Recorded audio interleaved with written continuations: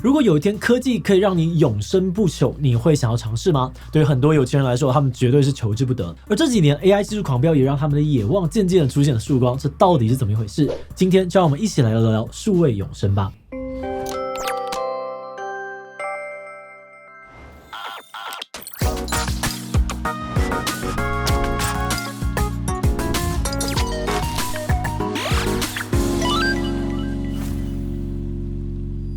Hello， 大家好，我是志奇。从古代的埃及法老、中国历代的皇帝，一直到近代的很多政商巨头，想要长生不老的人并不在少数。当然，要达成物理上面的长生不老真的很困难，毕竟我们的身体就是会随着时间老化凋零，一直到今天这仍然是人类无法克服的一道高墙。不过，构成一个人的，除了物理上面的肉身之外呢，他的灵魂或者说意识也是非常重要的部分。或许现阶段我们复活不了死者的肉体，那如果是改复活他的意识呢？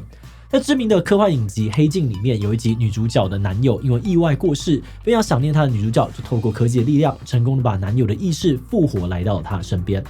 虽然这只是个影集但你知道吗？在现实生活当中，确实有些公司在提供类似的服务。有不少人相信，现在我们要让一个人的意识永生，已经不再是那么遥不可及的幻想了。但是这样做真的好吗？今天的志奇呢，我们就要来带大家看看，目前数位永生技术究竟发展到了什么样的程度？那如果大家真的可以数位永生，可能又会发生什么事呢？不过在开始今天讨论之前，先让我们进行到工商服务时间。你正在寻找工作机会吗？那就不要错过接下来的招募资讯了。除了经营志奇频道，我们简育设计还横跨了动画制作、网站设计、社群行销、线上课程、幼教绘本等多项领域。团队当中更有许多厉害的专业工作者。现在我们想要招募更多的优秀人才加入团队一起前进。这边也分享一下我们公司正职同事们普遍都很喜欢的3大福利制度。第一，每个月的最后一个周五，大家一起放福利假。第二，可以弹性的选择居家远距办公，让你省去大量的通勤时间。第三，你可以自己调整上下班的时间点，打造最舒适的工作节奏。那除了正职职缺我们也还有各种兼职接案的工作机会如果你有兴趣，那就赶快到资讯栏点击连结，看看详细的职缺内容吧。我知道我接下来要讲的可能又会让 Threads 或是 Dcard 上面的一些网友生气那虽然我们无意冒犯活派的粉丝，但为了介绍这个厉害的技术，我们可能呢还是得先用大家都很熟悉的朱大哥来举例。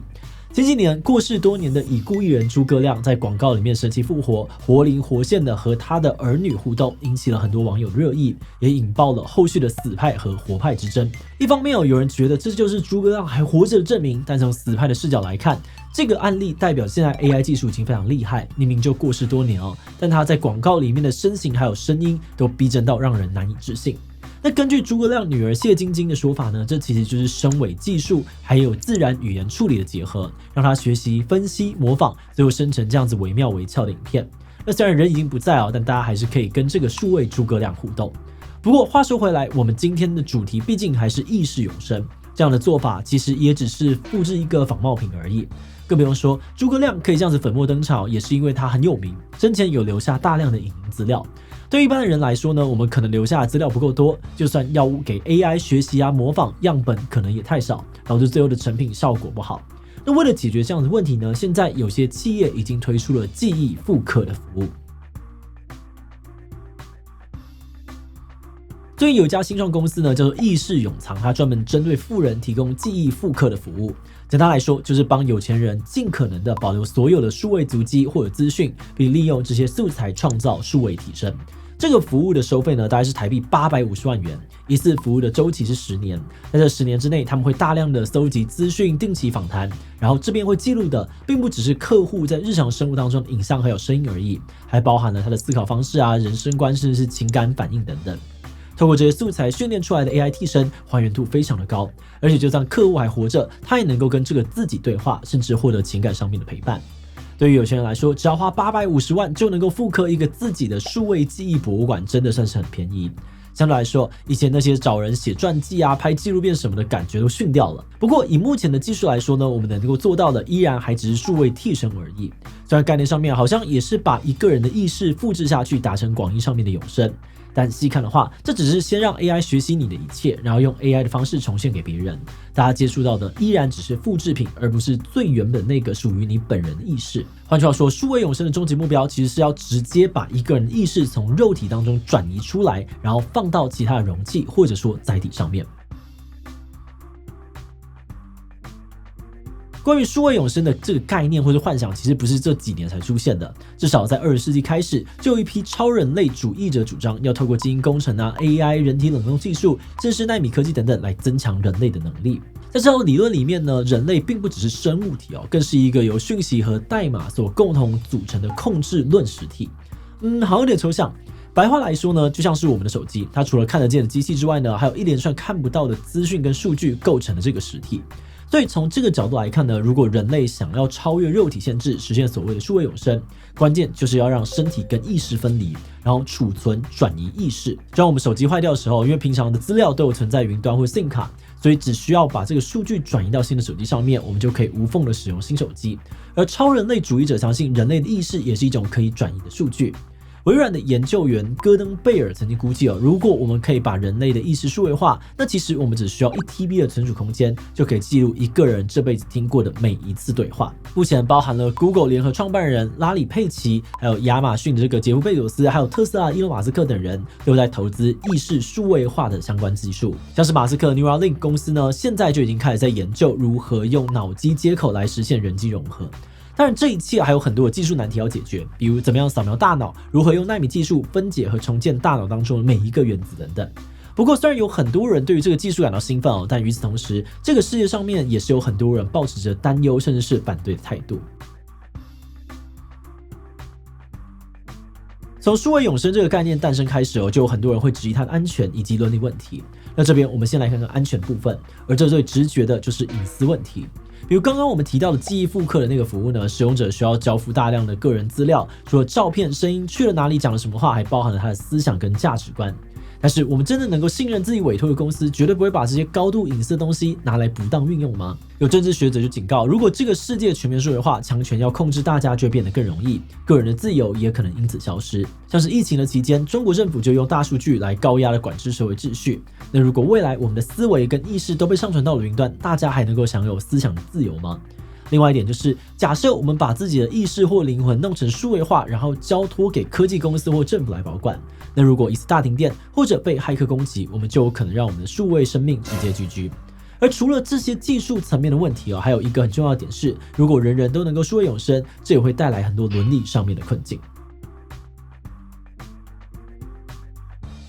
很久以来我们对于生命是什么的这个问题都有一个蛮明确的答案，但如果数位人真的出现了，那这个答案就会立刻面临极大的挑战。为了方便大家理解，我们举一些比较极端的例子。假设未来有一天有个没有肉体的数位人把另外一个数位人的数据删除了，或者像我们这样子活生生的生物人把数位人的数据给抹掉了，那这样算是杀人吗？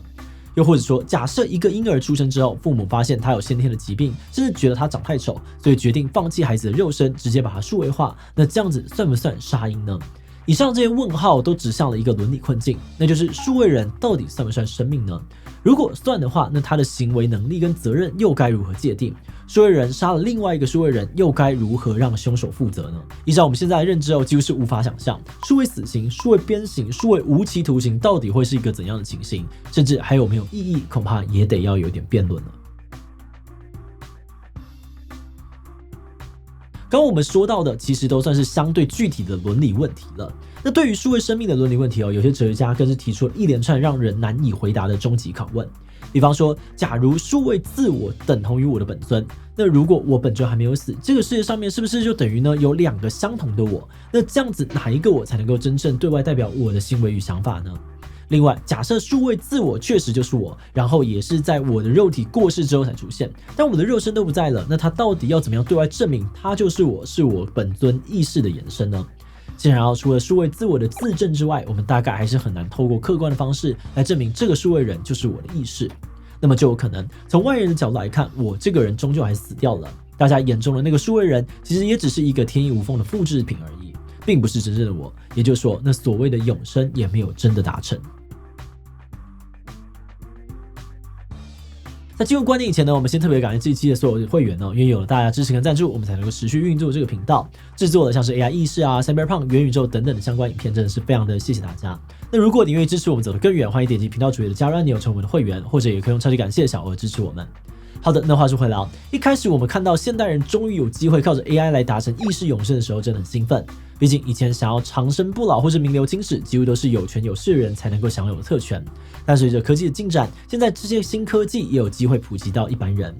就算我们自己没有想要永生这个技术也让我们保留了一个机会，可以持续的跟自己在乎的、想念的人维持联系跟互动，就算他已经不在身边，甚至过世。不过就像刚刚说的目前这个技术如果成功了，还是有权势的人会优先享受，而且高昂的费用一般的人呢也未必负担得起。最大的问题是，过去我们一直认为人终有一死，但当这个道理被打破时，很多事情都需要重新定义，社会也要建立一套全新的规则。但显然目前这些我们都还没有准备好。不过这部分我们觉得或许也不用过度焦虑啦。一方面是这个技术要成真呢，可能还需要一点时间，而另外一方面是现在人性跟非人性之间的界限早就已经逐渐的模糊了。比如人工受孕、人工心脏、义肢、自动驾驶等等，这些技术已经进入了我们的日常生活，而我们的身体功能也有越来越多都已经被外包出去，或是借助外界的力量来变得更强。大家平常的娱乐、社交、开会有越来越多，也都是高度的仰赖数位空间跟技术来进行。对于100多年前的人来说，现在的人类可能都算是已经某种形式的超人类了，或者听起来更酷炫的赛博格。好了，那讲到这边呢，似乎有点越说越远了。那最后我们想要回到影片最开始的问题来问大家：如果有一天科技可以让你的意识时间数位永生，你会想要尝试吗？不会活着实在太痛苦了，我不要没有尽头的旅途。比想要肉体很不方便还有病痛什么的，数位永生可以体验更多世间的美好。自己无所谓享受当下最重要。第一，我不要因永生这回事。第一，其他留言分享你的想法吧。最后，如果你喜欢今天的影片，欢迎分享出去，让更多人知道数位永生。此外呢，可以点击这个地方看 AI 的自我意识以及 Cyberpunk 的相关影片。那么今天这一期就到这边告一段落，我们就明晚再见喽。